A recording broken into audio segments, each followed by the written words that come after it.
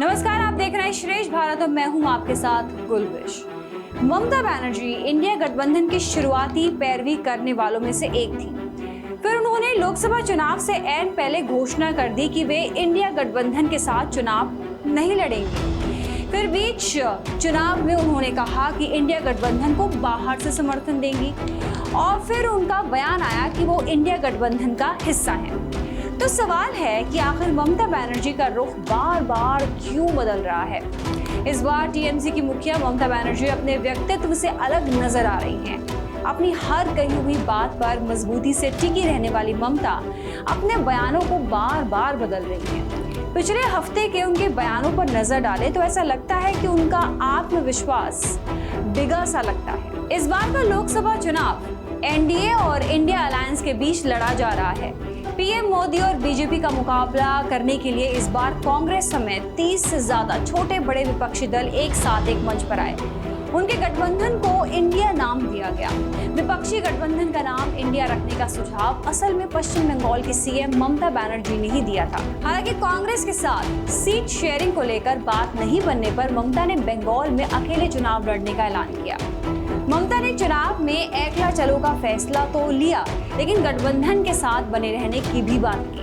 अब वो इंडिया गठबंधन को बाहर से समर्थन देने की बात करती हैं। ममता बनर्जी ने खुद को इंडिया अलायंस से बाहर का बताया और कहा कि अगर केंद्र में गठबंधन की सरकार बनती है तो उसे बाहर से समर्थन देंगी। इसके कई मायने हो सकते हैं, जैसे शायद ममता खुद दुविधा में है और वो ये तय नहीं कर पा रही हैं कि क्या करना है।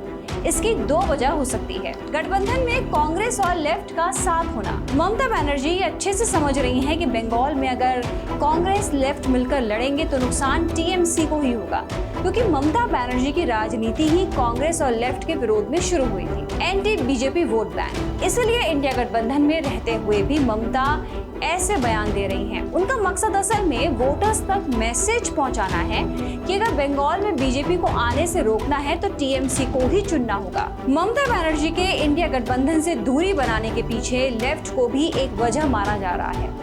वो कई बार गठबंधन में लेफ्ट की मौजूदगी पर आपत्ति जता चुकी हैं। हाल ही में उन्होंने कहा था कि लेफ्ट पार्टियां इंडिया के एजेंडे को कंट्रोल करने की कोशिश कर रही हैं। मैं ये स्वीकार नहीं करूंगी।